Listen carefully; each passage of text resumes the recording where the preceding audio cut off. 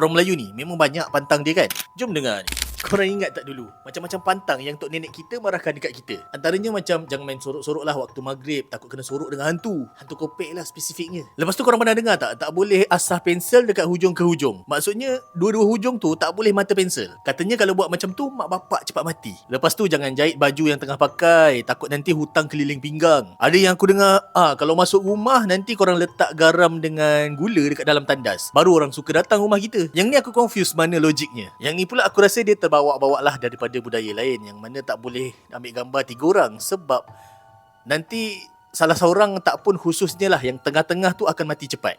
Ni satu lagi, tak boleh makan tebu waktu malam. Kononnya dia ibarat kau hisap darah mak kau sendiri. Macam tu lah konsep dia aku rasa. Dia ada banyak lagi lah, dan yang salah satu yang aku selalu ingat dan aku akan buat konten asing tentang ni adalah kalau masuk hutan ataupun tempat-tempat baru ataupun mistik, korang kena sebut atuk, nenek, anak cucu tumpang lalu. Okey, apa pun pantang larang tok nenek kita yang diorang buat dulu, setiap satunya ada dia punya alasan ataupun kiasannya. Yang mana baik kita ambil, yang mana yang kita rasa buruk ataupun bercanggah dengan syariat Islam kita tinggalkan. Jadi apa lagi pantang larang yang korang pernah dengar yang tok nenek korang ataupun orang-orang tua dulu pernah cakap dekat korang? Cuba korang komen dan nilailah sendiri.